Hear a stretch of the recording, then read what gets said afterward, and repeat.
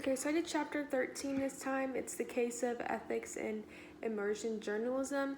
So Casey, was a journalist that covered drug addicts and homeless people. Her blog was titled The White Noise, and noting that addiction and mental illness is the white noise in our life. That's a quote. Her goal was not to harm the people that she was covering, and she wanted to describe a group of people that society was ignoring.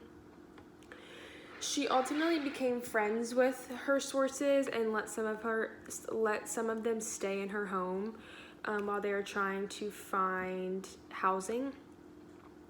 Another ethical dilemma was underage younger women, and sometimes younger women. She didn't want to give their names, so she would make up fake names and would use different photos so she wouldn't actually put their face on the blog. And sometimes she was a witness to criminal activity, so that kind of put her in a bad position. She was supposed to follow the 4 principles, which are the professional journalist code of ethics, and so she followed those. Basically, just get the trust the truth, report it, stuff like that.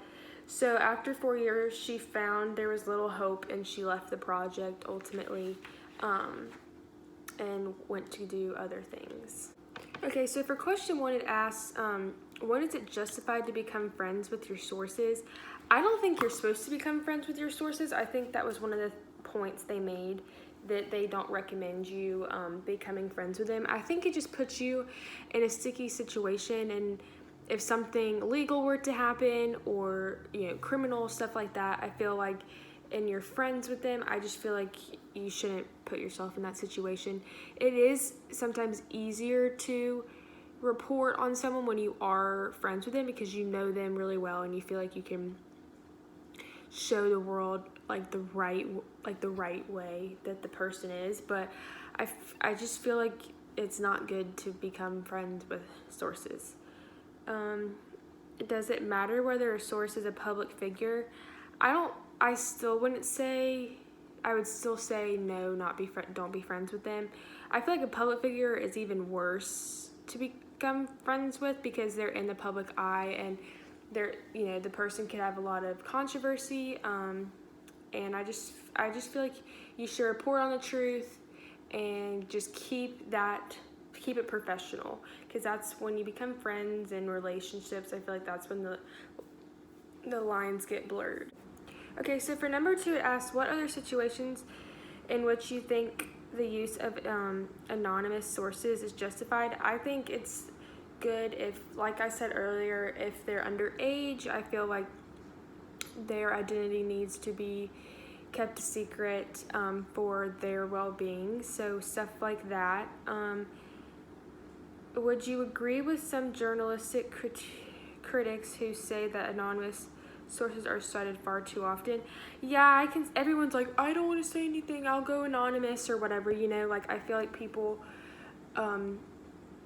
say, oh, but I'll say something and stand up, but I don't want my name on it. I feel like that happens a lot. So I feel like it happens way too often. I do believe that. For question number 3, I think sometimes people get too close to stories. They get too invested, just for personal reasons, or it's a trigger factor type thing.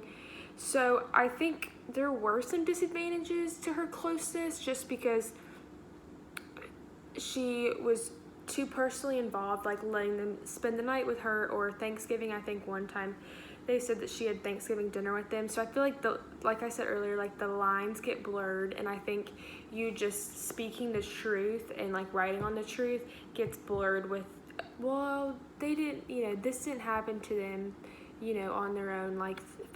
Other factors went into them being homeless or being drug addicts or whatever. So I feel like it does come down to just keeping it professional, so you can speak the truth and write the truth. I think this is a good story to read and just remind yourself to be professional and don't let those lines be blurred when it comes to reporting a story, or even if you're, in an organization and you're a boss and you don't want to be too friendly with your coworkers or whatever. You don't want that. They want you want them to respect you and trust you and stuff, but you don't want that line to be blurred. So I think it's a good story to just remember and take it to, like, when I have a job and my boss acts a certain way or whatever, and just not be too comfortable, always be on